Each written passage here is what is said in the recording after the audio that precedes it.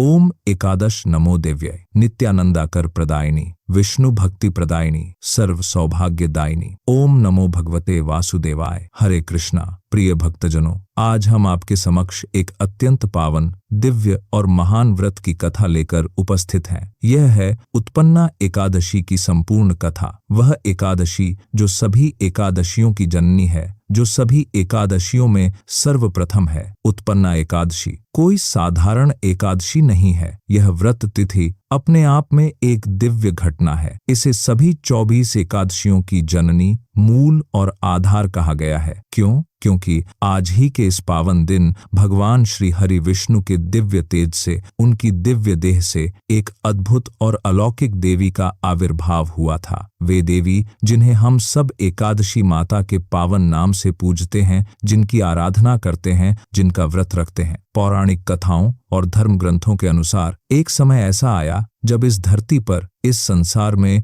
अधर्म का साम्राज्य फैलने लगा। पाप कर्मों की बाढ़ आ गई, तामसिक कर्मों का बोलबाला हो गया। मनुष्य धर्म के मार्ग से भटकने लगे, सत्य और न्याय कमजोर पड़ने लगे। चारों ओर अन्याय, अत्याचार, हिंसा और पाप का अंधकार छा गया। मनुष्य अपने कर्तव्य से विमुख होने लगे। वे अपने धर्म को भूलने लगे। उनके हृदय में क्रोध, लोभ, मोह, अहंकार और द्वेष भर गया। तब साक्षात भगवान विष्णु ने, जो इस संसार के पालनहार हैं, जो सभी प्राणियों के रक्षक हैं, उन्होंने अपने तेजस्वी रूप से, अपनी दिव्य शक्ति से एक महान दिव्य शक्ति को जन्म दिया। यह शक्ति क्यों उत्पन्न की गई? ताकि मनुष्यों को उनके जन्म जन्मांतर से संचित पापों से मुक्ति मिल सके, ताकि वे पाप के बोझ से छुटकारा पा सकें, ताकि उनका उद्धार हो सके, ताकि वे फिर से धर्म के मार्ग पर लौट सकें। इसीलिए उत्पन्ना एकादशी को पाप नाशिनी कहा जाता है, जो सभी पापों का नाश करती है। इसे मोक्ष प्रदायिनी कहा जाता है, जो मोक्ष का मार्ग दिखाती है। इसे भक्ति सुलभा भी कहा जाता है, जो भगवान की भक्ति को सरल और सुलभ बनाती है। एकादशी माता की कृपा से मनुष्य के सभी पाप जड़ से नष्ट हो जाते हैं। उसके जन्म जन्मांतर के पाप धुल जाते हैं। उसका जीवन पवित्र हो जाता है। उसे भगवान की भक्ति प्राप्त होती है और अंत में उसे परम गति, मोक्ष की प्राप्ति होती है। इस बार उत्पन्ना एकादशी 15 नवंबर दिन शनिवार को मनाई जाएगी। व्रत का पारण 16 नवंबर रविवार को किया जाएगा। पारण का शुभ मुहूर्त 16 नवंबर रविवार को सुबह 7:15 से 8:30 बजे तक रहेगा। इसके अतिरिक्त आप दोपहर 1:10 से 3:18 के बीच में भी पारण कर सकते हैं। इस पावन दिन जो भक्त सच्चे मन से, पूर्ण श्रद्धा और भक्ति भाव से भगवान श्री विष्णु और एकादशी माता की कथा को सुन लेता है, यहाँ तक कि यदि किसी कारणवश व्रत करने में समर्थ ना भी हो, कमजोरी हो, रोग हो या कोई अन्य परेशानी हो, तब भी उसे व्रत के समान ही पुण्य की प्राप्ति होती है। हाँ, यह सत्य है। केवल कथा सुनने मात्र से भी व्रत के बराबर पुण्य मिल जाता है। यही इस व्रत की महिमा है। यही एकादशी माता की कृपा है। तो आइए, कथा सुनने से पूर्व हम सभी हाथ जोड़कर, मन को शांत करके, एक कथा सुनने मात्र मिल जाता है, अपने हृदय को पवित्र करके भगवान विष्णु और एकादशी माता से विनम्रता पूर्वक प्रार्थना करें। हे प्रभु श्री हरि विष्णु, हे क्षीर सागर में शयन करने वाले, हे शंख चक्र गदा पद्मधारी, हे पाप नाशक, हे दीनबंधु, हे एकादशी माता, हे पाप नाशिनी देवी, हे भगवान विष्णु की दिव्य शक्ति, हे मोक्ष प्रदायिनी, हे भक्ति सुलभा, हम सब आपके शरणागत हैं। हम सब आपकी शरण में आए हैं। आप ही हमारे रक्षक हैं। आप ही हमारे पालनहार हैं। जन्म जन्म के पाप जो हमसे हुए हैं, भूल से या फिर अज्ञानता के कारण जो भी दोष हमें लगे हैं, उन सब का नाश आज आपकी कृपा से हो जाए। हमारे सभी पाप जल जाएं, हमारा जीवन पवित्र हो जाए। हे प्रभु, हे नारायण भगवान, हमारे मन में भक्ति जागृत हो, हमारे हृदय में आपके प्रति प्रेम उत्पन्न हो, हमारे हृदय से लोभ दूर हो जाए, क्रोध का नाश हो जाए, द्वेष समाप्त हो जाए, अहंकार टूट जाए, काम, क्रोध, लोभ, मोह, मद और मत्सर, इन सभी षड्रिपुओं से हमें मुक्ति मिले। हमारे घर में शांति का वास हो, सुख की वर्षा हो, सौभाग्य का आगमन हो, समृद्धि हमारे द्वार पर आए, हमारे परिवार में सभी प्रसन्न रहें, सभी स्वस्थ रहें, सभी सुखी रहें, हम सदैव आपके रहें, हमारा मन आपके चरणों में लगा रहे, आपकी भक्ति में ही हमारा जीवन व्यतीत हो, आपका नाम ही हमारी श्वास हो, आपका स्मरण ही हमारा जीवन हो। यही हमारी आपसे बारंबार प्रार्थना है, यही हमारी विनती है, यही हमारी अर्जी है। विनती है, ओम नमो भगवते वासुदेवाय। एकादशी माता की जय, भगवान विष्णु की जय। अब आइए अनुपम पुण्य प्रदान करने वाली, सभी पापों का नाश करने वाली उत्पन्ना एकादशी की पावन और दिव्य कथा का हम सभी श्रद्धा पूर्वक श्रवण करते हैं। यह कथा अत्यंत प्राचीन है। यह उस समय की है जब पांडव अपने राज्य में राज करते थे,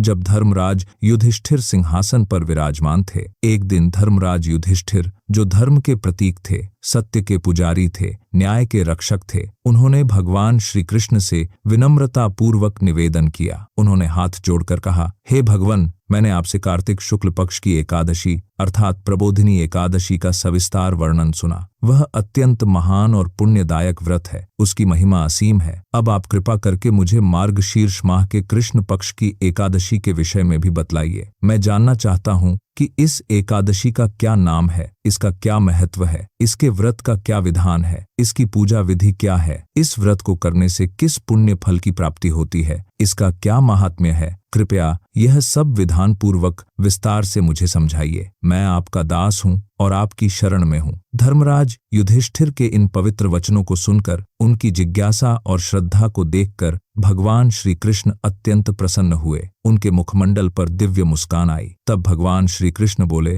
हे धर्मराज, हे कुंती पुत्र, हे पांडुनंदन, तुमने अत्यंत उत्तम प्रश्न पूछा है। यह प्रश्न न केवल तुम्हारे कल्याण के लिए है, बल्कि संपूर्ण मानवता के कल्याण के लिए है। सुनो, मार्गशीर्ष मास के कृष्ण पक्ष में आने वाली इस पावन एकादशी को उत्पत्ति एकादशी या उत्पन्ना एकादशी कहा जाता है। यह सर्वप्रथम एकादशी है। यह सभी एकादशियों की जननी है। यह व्रत इतना महान है, इतना पवित्र है कि शंखोद्धार तीर्थ में स्नान करके भगवान के दर्शन करने से जो पुण्य फल प्राप्त होता है, उसके बराबर पुण्य इस एकादशी के व्रत से मिल जाता है। शंखोद्धार तीर्थ अत्यंत पवित्र तीर्थ है। वहां स्नान करने मात्र से हजारों पापों का नाश हो जाता है, परंतु उत्पन्ना एकादशी का व्रत उसके समान ही पुण्यदायक है। भगवान ने आगे कहा, हे युधिष्ठिर, व्रत करने वाले भक्त को कुछ विशेष नियमों का पालन करना चाहिए। इन नियमों का पालन करने से व्रत का पूर्ण फल मिलता है। व्रत करने वाले भक्त को चोर से बात नहीं करनी चाहिए। चोर पाप कर्म करने वाला होता है, इसलिए उससे दूर रहना चाहिए। पाखंडी से बात नहीं करनी चाहिए। जो लोग धर्म का ढोंग करते हैं, जो केवल दिखावा करते हैं, उनसे दूर रहना चाहिए। परस्त्रीगामी से अर्थात जो पराई स्त्री के साथ दुराचार करता है, उससे बात नहीं करनी चाहिए। यह घोर पाप है। निंदक से बात नहीं करनी चाहिए। जो दूसरों की निंदा करते हैं, जो दूसरों की बुराई करते हैं, उनसे दूर रहना चाहिए। मिथ्याभाषी से अर्थात झूठ बोलने वाले से बात नहीं करनी चाहिए। सत्य धर्म का मूल है। झूठ महापाप है। किसी भी प्रकार के पापी व्यक्ति से व्रत के दिन बात नहीं करनी चाहिए। पापियों की संगति से व्रत का पुण्य कम हो जाता है। इस व्रत का महात्म्य अपार है। इसकी महिमा असीम है। इसका वर्णन मैं अब तुमसे विस्तार से करता हूँ। ध्यान पूर्वक सुनो। यह सब सुनकर धर्मराज युधिष्ठिर के मन में और भी अधिक जिज्ञासा उत्पन्न हो गई। वे सोचने लगे कि यह व्रत कितना महान होगा जिसकी इतनी प्रशंसा भगवान कर रहे हैं। तब युधिष्ठिर महाराज ने पुनः हाथ जोड़कर कहा, हे भगवान, आपने पहले मुझे बताया था कि हजारों यज्ञ करने से जो पुण्य मिलता है, वह भी एकादशी व्रत के बराबर नहीं है। लाखों गौदान करने से जो पुण्य मिलता है, वह भी एकादशी व्रत के समान नहीं है। यह तो अद्भुत बात है। यह तो आश्चर्यजनक है। सो यह तिथि सब तिथियों से उत्तम कैसे हुई? यह इतनी महान कैसे हो गई? इसका रहस्य क्या है? कृपया मुझे विस्तार से बताइए। मैं जानना चाहता हूँ कि एकादशी की उत्पत्ति कैसे हुई, इसका इतिहास क्या है, यह इतनी शक्तिशाली क्यों है। धर्मराज युधिष्ठिर का यह गंभीर प्रश्न सुनकर भगवान श्री कृष्ण ने कथा सुनाना प्रारंभ किया। उन्होंने कहा, हे युधिष्ठिर, अब मैं तुम्हें वह दिव्य कथा सुनाता हूँ जो एकादशी की उत्पत्ति से संबंधित है। इसे ध्यान पूर्वक सुनो। यह कथा अत्यंत प्राचीन काल की है। यह सतयुग की घटना है। सतयुग वह युग था जब धरती पर धर्म, सत्य और न्याय का पूर्ण साम्राज्य था, जब लोग सरल और पवित्र जीवन जीते थे, जब मनुष्य अपने कर्तव्यों का पालन करते थे। परंतु उस युग में भी कुछ दुष्ट और अधर्मी लोग थे। उस युग में भी कुछ राक्षस और दैत्य थे जो समाज में उत्पात मचाते थे। सतयुग में मुर नाम का एक भयंकर दैत्य उत्पन्न हुआ। यह दैत्य अत्यंत बलवान था। इसका शरीर पर्वत के समान विशाल था। इसकी भुजाएं अत्यंत शक्तिशाली थीं। इसके नेत्रों में क्रोध की अग्नि धधकती थी। वह बड़ा भयानक था। उसका रूप इतना डरावना था कि उसे देखकर ही लोग कांप जाते थे। उसकी गर्जना से धरती हिल जाती थी। उसके चलने से पर्वत कांपने लगते थे। मुर दैत्य ने कठोर तपस्या की थी। वर्षों तक उसने एक पैर पर खड़े होकर भगवान ब्रह्मा की आराधना की थी। उसकी तपस्या से प्रसन्न होकर ब्रह्मा जी ने उसे अनेक वरदान दिए थे। इन वरदानों के कारण वह लगभग अजेय हो गया था। उसे मारना अत्यंत कठिन था। वरदान प्राप्त करने के पश्चात मुर दैत्य अत्यंत अहंकारी हो गया। उसने सोचा कि अब मुझे कोई नहीं हरा सकता। मैं अजेय हूँ, मैं सर्वशक्तिमान हूँ। अब मैं तीनों लोकों पर राज करूंगा। उस प्रचंड दैत्य ने तीनों लोकों में उत्पात मचाना शुरू कर दिया। वह जहां भी जाता विनाश करता। वह ऋषि मुनियों के आश्रमों को जला देता। वह यज्ञों में विघ्न डालता। वह धर्म का विरोधी था। फिर उसने स्वर्गलोक पर आक्रमण करने का निर्णय लिया। उसने अपनी विशाल असुर सेना तैयार की। लाखों राक्षस योद्धा उसकी सेना में थे। सभी भयानक अस्त्र शस्त्रों से सुसज्जित थे। मुर दैत्य ने सबसे पहले देवराज इंद्र को पराजित करके दिया। इंद्र जो स्वर्ग के राजा हैं, जो वज्रधारी हैं, जो देवताओं के नेता हैं, वे भी मुर के सामने टिक नहीं सके। मुर ने उन्हें युद्ध में हरा दिया और स्वर्ग से भगा दिया। फिर उसने आदित्यों को पराजित किया। आदित्य 12 सूर्य देवता हैं जो अत्यंत तेजस्वी और शक्तिशाली हैं, परंतु वे भी मुर का सामना नहीं कर सके। वसुओं को भी उसने हरा दिया। वसु 8 दिव्य देवता हैं जो प्रकृति के विभिन्न तत्वों के स्वामी हैं, परंतु उनकी शक्ति भी मुर के समक्ष फीकी पड़ गई। वायुदेव जो हवा के देवता हैं, जो प्राण के स्वामी हैं, उन्होंने भी मुर से युद्ध किया। उन्होंने प्रचंड तूफान उत्पन्न किए। उन्होंने वायु के प्रहार किए, परंतु मुर पर कोई प्रभाव नहीं हुआ। वायुदेव भी हार गए। अग्निदेव जो अग्नि के देवता हैं, जिनका तेज असहनीय है, उन्होंने भी मुर को जलाने का प्रयास किया। उन्होंने भीषण अग्नि प्रज्वलित की, परंतु मुर उस अग्नि में भी नहीं जला। अग्निदेव भी पराजित हो गए। इस प्रकार मुर दैत्य ने इंद्र, आदित्य, वसु, वायु, अग्नि सभी प्रमुख देवताओं को पराजित कर दिया। सभी को भगा दिया। सभी को स्वर्ग से बाहर निकाल दिया। सभी देवता अत्यंत भयभीत हो गए। वे समझ नहीं पा रहे थे कि अब क्या करें। उनके पास कोई उपाय नहीं था। उनकी शक्ति मुर के समक्ष कुछ नहीं थी। तब इंद्र सहित सभी देवताओं ने एक सभा बुलाई। सभी ने मिलकर विचार विमर्श किया। सभी ने अपनी अपनी राय दी, परंतु कोई हल नहीं मिला, कोई रास्ता नहीं सूझा। अंत में सभी देवता भयभीत होकर, व्याकुल होकर भगवान शिव की शरण में जाने का निर्णय लिया। उन्होंने सोचा कि शायद महादेव हमारी सहायता कर सकें। सभी देवता कैलाश पर्वत की ओर चल पड़े। कैलाश वह पवित्र स्थान है जहां भगवान शिव विराजमान रहते हैं, जहां भोलेनाथ तपस्या में लीन रहते हैं। कैलाश पर पहुंचकर सभी देवताओं ने भगवान शिव से सारा वृत्तांत कहा। उन्होंने अपनी पूरी व्यथा सुनाई। उन्होंने बताया कि किस प्रकार मुर दैत्य ने उन्हें पराजित किया, किस प्रकार उन्हें स्वर्ग से निकाल दिया। देवता गण हाथ जोड़कर विनती करने लगे, हे कैलाशपति, हे महादेव, हे त्रिशूलधारी, हे शंकर, मुर दैत्य से अत्यंत भयभीत होकर हम सभी देवता मृत्यु लोक में इधर उधर भटक रहे हैं। हमारा कोई ठिकाना नहीं है, हमारा कोई घर नहीं है। सभी देवता अपने अपने स्थान से वंचित किए जा चुके हैं। हमारे अधिकार छीन लिए गए हैं, हमारे पद छीन लिए गए हैं। अब हम कहाँ जाएं, क्या करें? कृपया हमारी रक्षा कीजिए। देवताओं की यह दुर्दशा देखकर, उनकी व्यथा सुनकर भगवान शिव को अत्यंत दुख हुआ। उन्होंने गंभीरता से सोचा। फिर उन्होंने कहा, हे देवताओं, मैं तुम्हारी पीड़ा समझ सकता हूँ। तुम्हारी स्थिति अत्यंत दयनीय है, परंतु मुर दैत्य अत्यंत बलशाली है। उसे वरदान प्राप्त हैं। उसे हराना सरल नहीं है। इसके लिए तुम्हें एक महान शक्ति की आवश्यकता है। तीनों लोकों के स्वामी, जो ब्रह्मांड के पालनहार हैं, भक्तों के दुखों का नाश करने वाले, क्षीर सागर में शयन करने वाले भगवान विष्णु की शरण में तुम सभी जाओ। वही केवल तुम्हारे दुखों को दूर कर सकते हैं। वही तुम्हारी रक्षा कर सकते हैं। भगवान विष्णु सर्वशक्तिमान है। वे असुरों के संहारक हैं। वे धर्म के रक्षक हैं। तुम सब उनकी शरण में जाओ और उनसे प्रार्थना करो, वे अवश्य ही तुम्हारी सहायता करेंगे। भगवान शिव के ये दिव्य और मार्गदर्शक वचन सुनकर सभी देवताओं को आशा की एक किरण दिखाई दी। उन्हें लगा कि अब शायद उनकी समस्या का समाधान हो सकता है। सभी देवता तुरंत कैलाश से प्रस्थान किए। वे सब क्षीर सागर की ओर चल पड़े। क्षीर सागर वह पवित्र स्थान है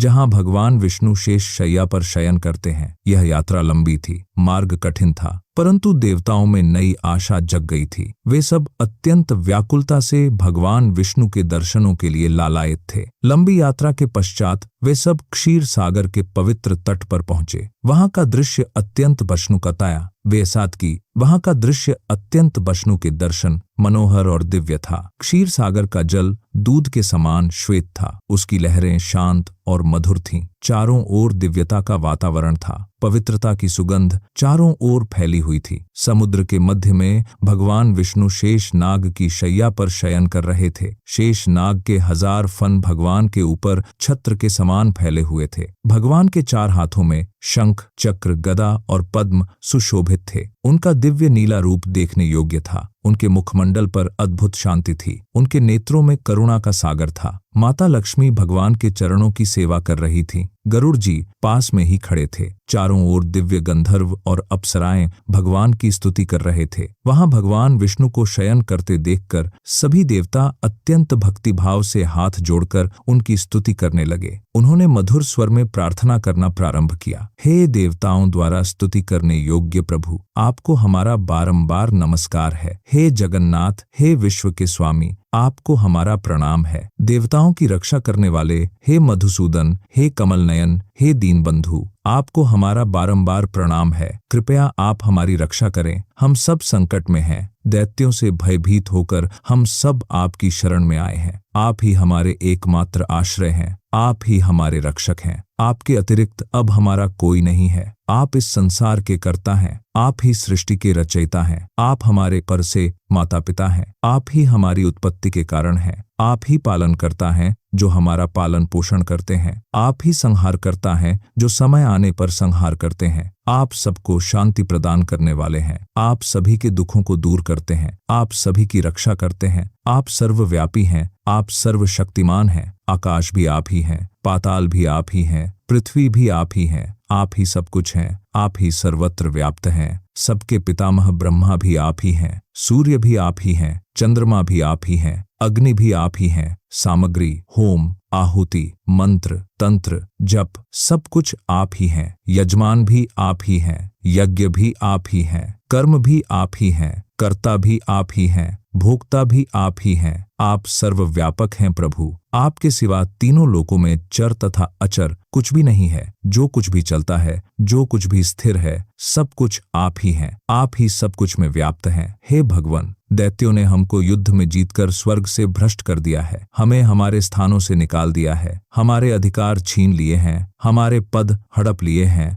हम सभी देवता अब इधर उधर भागे भागे फिर रहे हैं। हमारा कोई घर नहीं है, कोई ठिकाना नहीं है। हम बेघर हो गए हैं। हम आश्रयहीन हो गए हैं। मूर नाम का एक भयंकर दैत्य है जिसने हम सबको हरा दिया है। वह अत्यंत बलशाली है। वह अत्यंत क्रूर है। उसके अत्याचार असहनीय हैं। आप कृपया उन दैत्यों से हम सब की रक्षा करें। आप हमें फिर से हमारे स्थान दिलाएं। आप हमें हमारे अधिकार वापस दिलाएं। आप ही हमारी एकमात्र आशा हैं। देवराज इंद्र के मुख से ऐसे करुण और दुख भरे वचन सुनकर सभी देवताओं की दुर्दशा देखकर भगवान विष्णु के हृदय में करुणा उत्पन्न हुई। उन्होंने अपने नेत्र खोले और देवताओं की ओर देखा। फिर भगवान विष्णु ने पूछा, हे इंद्र, हे देवता गणों, बताओ ऐसा कौन सा मायावी दैत्य है जिसने तुम सब जैसे शक्तिशाली देवताओं को पराजित कर दिया है? इतना बलवान कौन है? उस दैत्य का नाम क्या है? उसमें कितना बल है? वह किस प्रकार की शक्तियां रखता है? वह किसके आश्रय में है? किसने उसे वरदान दिए हैं? और उसका निवास स्थान कहाँ है? यह सब विस्तार से मुझे बताओ। भगवान के ऐसे प्रश्न सुनकर देवराज इंद्र ने विनम्रतापूर्वक उत्तर दिया। उन्होंने कहा, हे भगवान, हे मधुसूदन, सुनिए, मैं आपको उस दुष्ट दैत्य के विषय में बताता हूँ। प्राचीन समय में नदीजंघ नाम का एक महाबली राक्षस था। वह अत्यंत पराक्रमी और शक्तिशाली था। उसने अनेक युद्ध लड़े थे और अनेक विजय प्राप्त की थी। उसी नदी जंग राक्षस के मुर नाम का एक पुत्र हुआ। यह मुर अपने पिता से भी अधिक बलशाली और भयंकर है। यह महापराक्रमी है। इसकी ख्याति तीनों लोकों में फैली हुई है। सभी इससे भयभीत रहते हैं। उसकी चंद्रावती नाम की एक अत्यंत सुंदर और सुरक्षित नगरी है। वह नगरी अत्यंत सुदृढ़ है। उसके चारों ओर ऊंची दीवारें हैं। उसमें असंख्य योद्धा रहते हैं। वह नगरी लगभग अभेद्य है। उसी नगरी से वह अपना शासन चलाता है। वहीं से वह अपनी सेनाओं को आदेश देता है। वहीं पर उसका राज सिंहासन है। वहीं से वह तीनों लोकों पर अपना आतंक फैलाता है। उसी दुष्ट दैत्य ने हम सभी देवताओं को स्वर्ग से निकाल दिया है। उसने हमारे प्रति पवित्र स्वर्ग लोक पर भी अपना अधिकार जमा लिया है। अब वहां पर उसी का राज है। वही वहां का स्वामी बन बैठा है। उसने हमारे सभी अधिकारों को छीनकर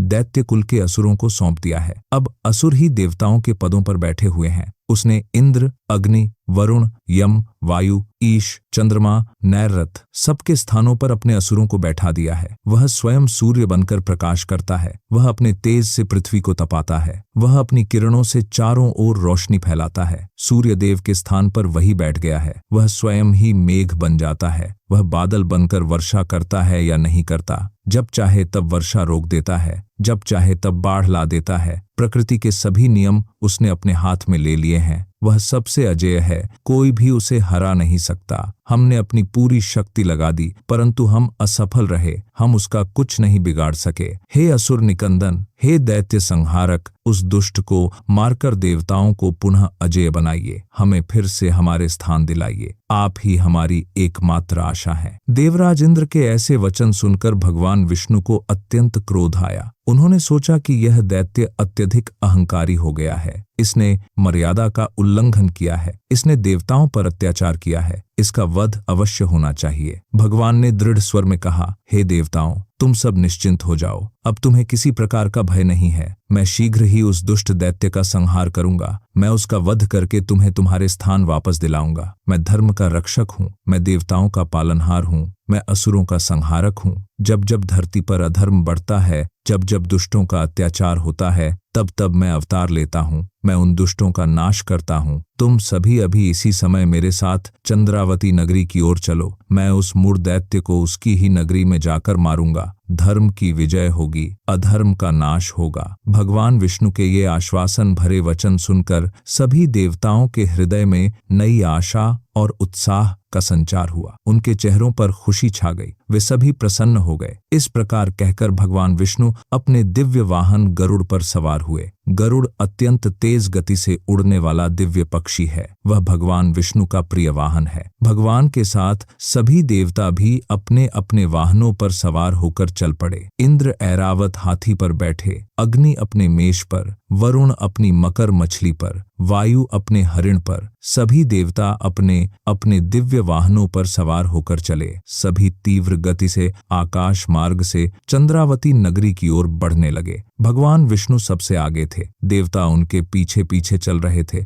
उनकी सेना भी साथ थी। उधर चंद्रावती नगरी में मूढ़ दैत्य अपने राज सिंहासन पर बैठा हुआ था। वह अत्यंत अहंकार से भरा हुआ था। वह स्वयं को अजेय समझता था। उस समय मूढ़ दैत्य अपनी विशाल सेना के साथ युद्ध भूमि में गरज रहा था। उसने सुना था कि देवता फिर से आक्रमण करने आ रहे हैं, इसलिए वह अपनी सेना के साथ युद्ध की तैयारी कर रहा था। उसकी भयानक गर्जना चारों दिशाओं में गूंज रही थी। वह चिल्ला रहा था, आओ देवताओं, आओ, आज मैं तुम सबका संहार कर दूंगा। आज तुम सब मेरे पराक्रम को देखोगे। उसकी गर्जना इतनी भयंकर थी कि पृथ्वी कांप रही थी, पर्वत हिल रहे थे, समुद्र में लहरें उठ रही थीं, छोटे छोटे प्राणी भय से कांप रहे थे। जब देवताओं ने मूढ़ दैत्य की यह भयानक गर्जना सुनी तो वे सभी फिर से भय के मारे कांपने लगे। उन्हें अपनी पिछली हार याद आ गई। उन्हें अपनी पराजय का स्मरण हो आया। सभी देवता डर के मारे चारों दिशाओं में भागने लगे। कोई पूर्व दिशा में भागा, कोई पश्चिम में, कोई उत्तर में, कोई दक्षिण में। सभी तितर बितर हो गए। वे युद्ध भूमि से दूर चले गए। उन्होंने सोचा कि हम फिर से हार जाएंगे, हम मूढ़ दैत्य का सामना नहीं कर सकते, भगवान ही अब हमारी रक्षा करेंगे। जब देवता भाग गए तब स्वयं भगवान विष्णु युद्ध भूमि में उतर गए। अब केवल भगवान और मूढ़ दैत्य ही रह गए। यह एक महायुद्ध होने वाला था। भगवान विष्णु को देखकर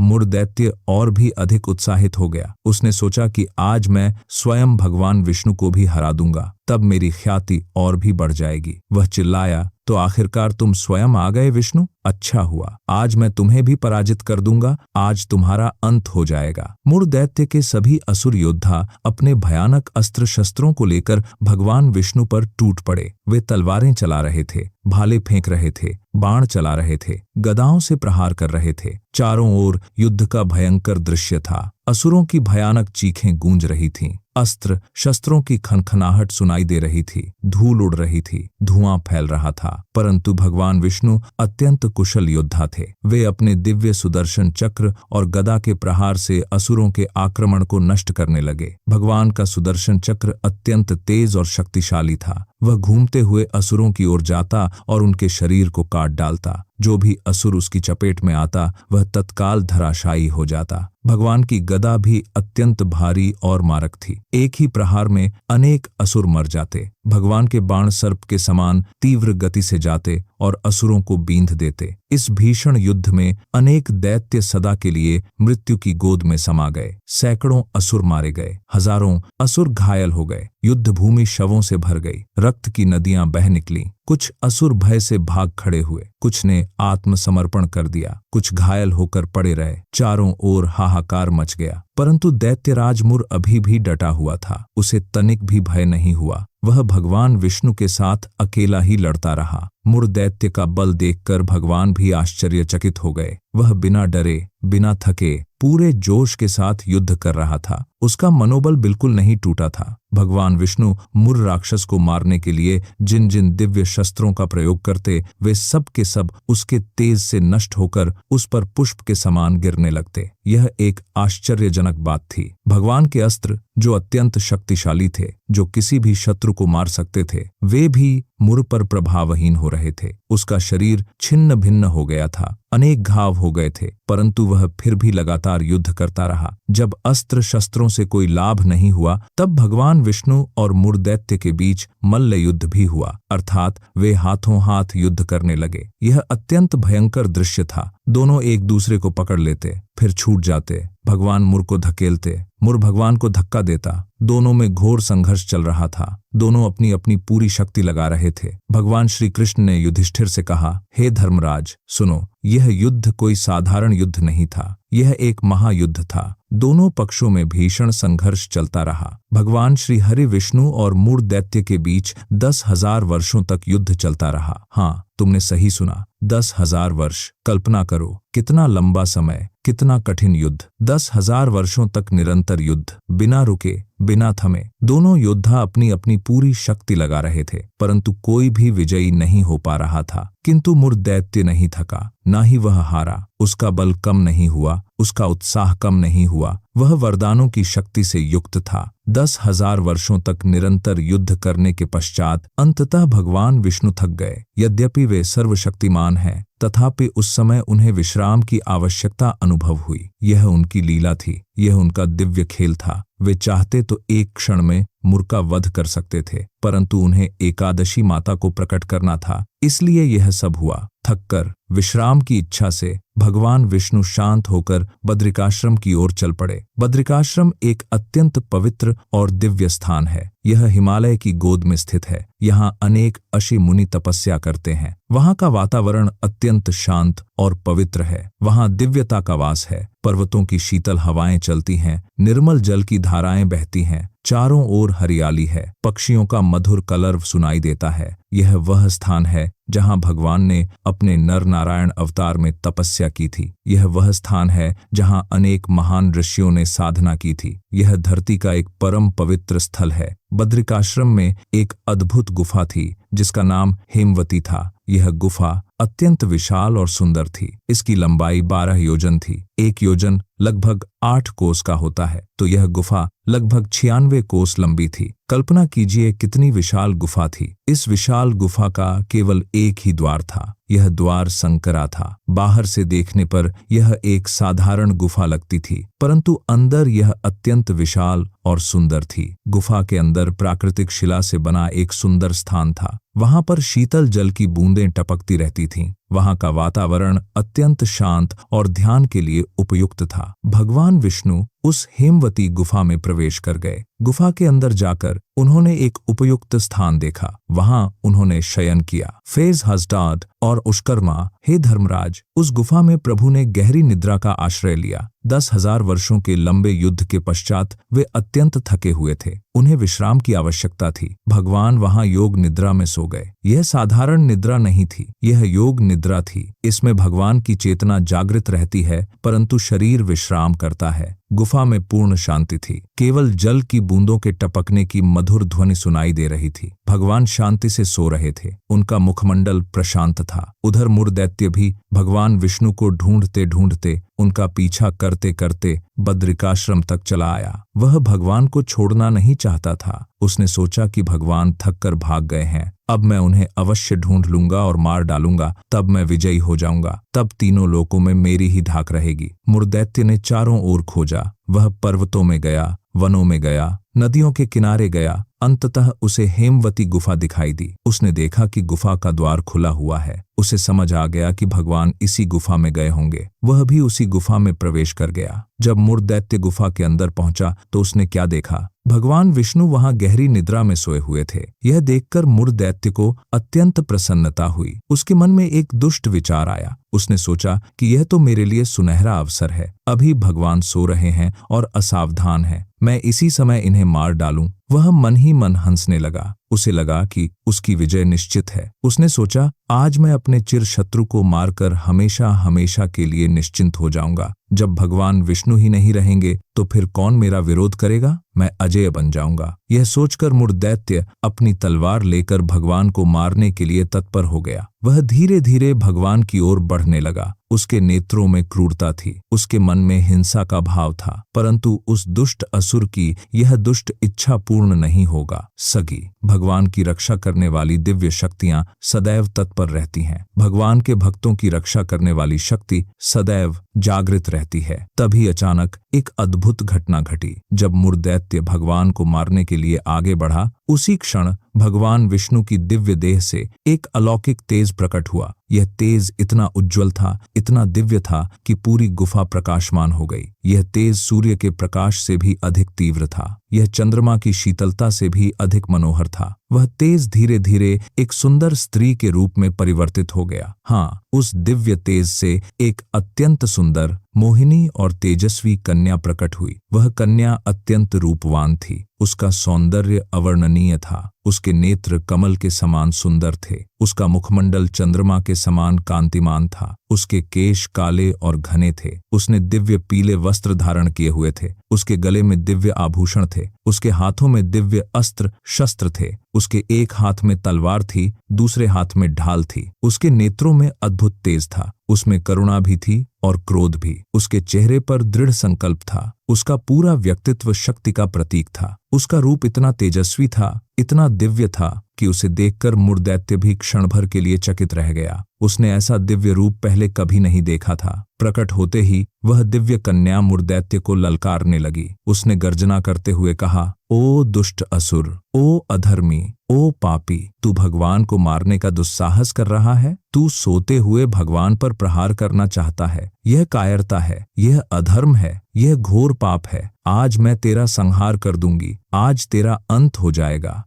मुझसे युद्ध कर। यदि तुझमें सच्चा साहस है तो मुझसे युद्ध कर। भगवान को छोड़ और मेरी ओर देख। मैं तेरी प्रतीक्षा कर रही हूँ। उस तेजस्वी कन्या को देखकर मुरदैत्य को बड़ा आश्चर्य हुआ। वह सोचने लगा, यह दिव्य कन्या अचानक कहाँ से प्रकट हो गई? यह कौन है? यह किसकी पुत्री है? इसमें इतनी शक्ति कहाँ से आ गई? यह मुझे ललकार रही है। परंतु मुरदैत्य भी कोई कायर नहीं था। वह अत्यंत अहंकारी और शक्तिशाली था। उसने सोचा कि यह केवल एक स्त्री है, मैं इससे क्या डरूं? मैं तो भगवान विष्णु से 10,000 वर्षों तक लड़ा हूं। यह स्त्री मेरा क्या बिगाड़ लेगी? वह तत्काल उस कन्या की ओर मुड़ा दौड़ा और उससे युद्ध करने लगा। उसने अपनी तलवार उठाई और कन्या पर प्रहार किया। एक भयंकर युद्ध प्रारंभ हो गया। मूर दैत्य ने अपने सभी अस्त्र शस्त्रों का प्रयोग किया। उसने तलवार से जोरदार प्रहार किया। उसने तलवार की करने की बात के लिए उसने तलवार की ताथी उस्सालत करने की एक प्रहार करने की बात की। उसने भाले फेंके, उसने बाण चलाए, उसने गदा से प्रहार किए, परंतु वह कन्या अत्यंत कुशल योद्धा थी। वह सभी प्रहारों को बड़ी आसानी से विफल कर रही थी। उसकी तलवार इतनी तेज थी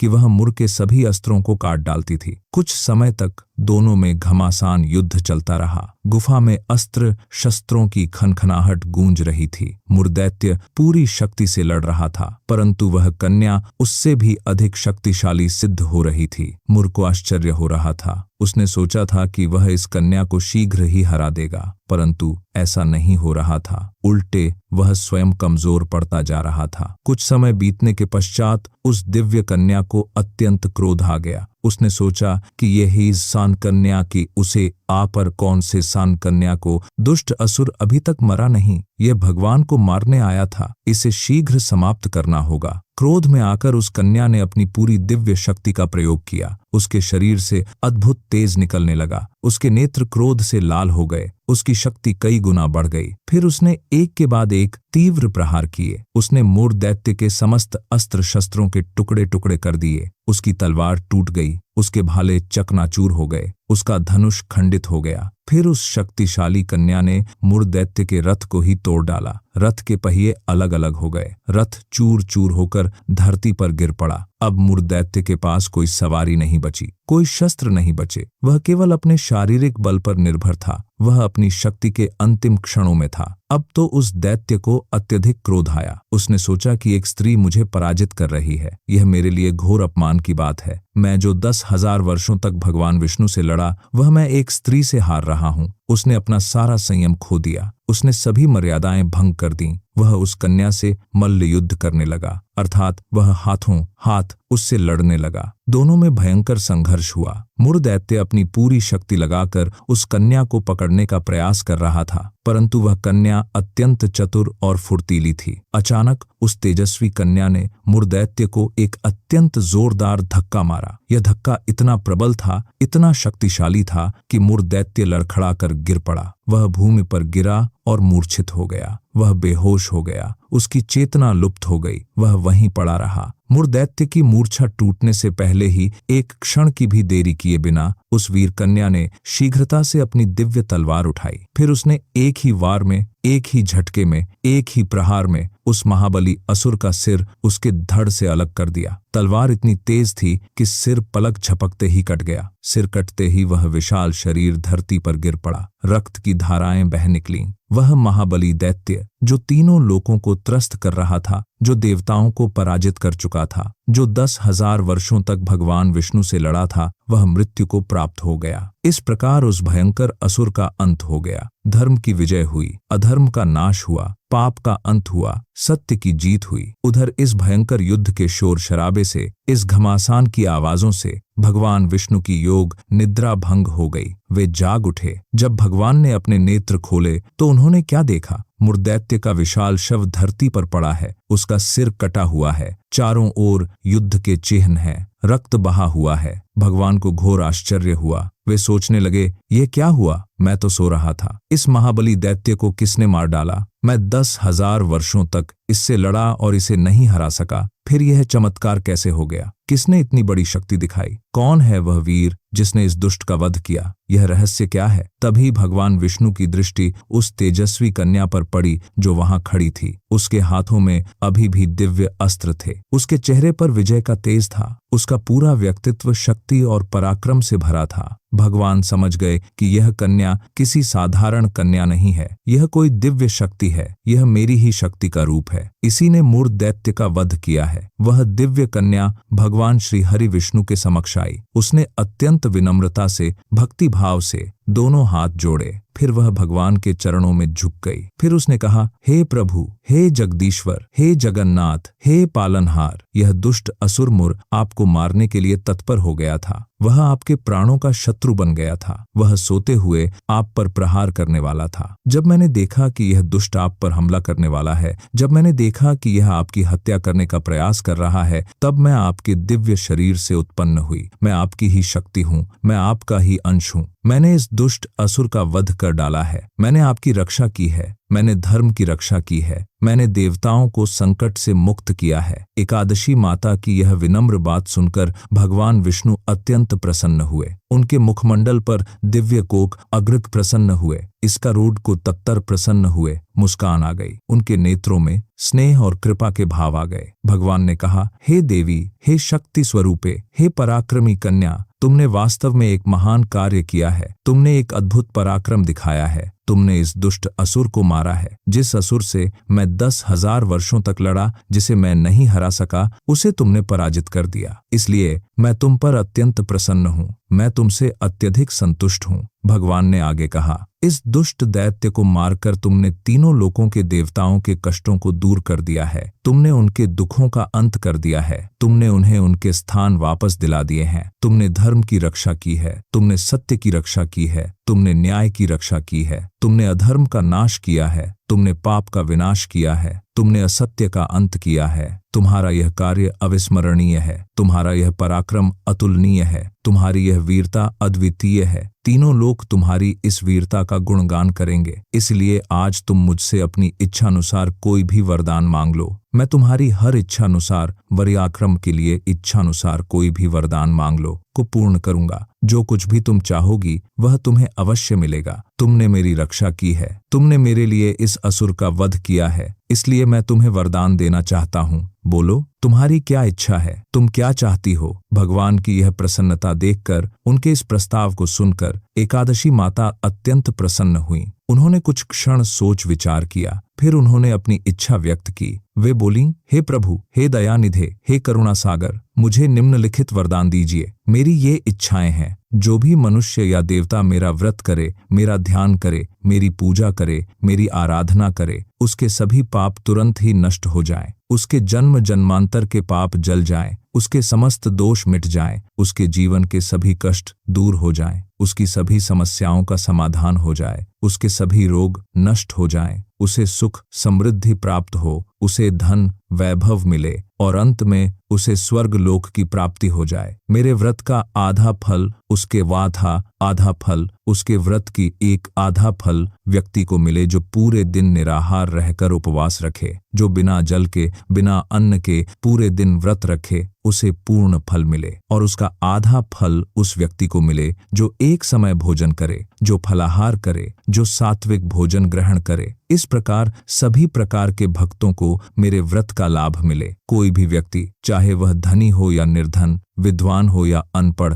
ब्राह्मण हो या शूद्र, सभी को मेरा व्रत करने का अधिकार हो, सभी को मेरी कृपा प्राप्त हो सके। जो श्रद्धालु भक्त भक्तिपूर्वक प्रेम पूर्वक समर्पण भाव से मेरे इस व्रत को करे, वह निश्चय ही बैकुंठ लोक को प्राप्त कर ले। वह आपके साथ नित्य विहार करे, वह आपके चरणों में रहे, वह आनंद में मग्न रहे। हे प्रभु, जो मनुष्य मेरे व्रत में दिन और रात्रि को केवल एक समय ही फलाहार करे या भोजन करे, वह धन धान्य से भरपूर रहे, उसके घर में कभी अभाव न आए, उसके घर में सदैव समृद्धि रहे, माता लक्ष्मी का स्थायी वास उसके घर में हो, उसके घर में सुख शांति बनी रहे, उसके परिवार में सभी प्रसन्न रहें, उसके बच्चे स्वस्थ और सुखी रहें। कृपा करके हे प्रभु, मुझे ऐसे वरदान दीजिए जिससे मैं अपने भक्तों का कल्याण कर सकूं, मैं उन्हें सुख दे सकूं, मैं उनके दुखों को हर सकूं, मैं उनकी सेवा कर सकूं। एकादशी माता की ये पवित्र इच्छाएं सुनकर भगवान श्री हरि अत्यंत प्रसन्न हुए। उन्होंने प्रेम से कहा, हे कन्या, हे शक्ति स्वरूपे,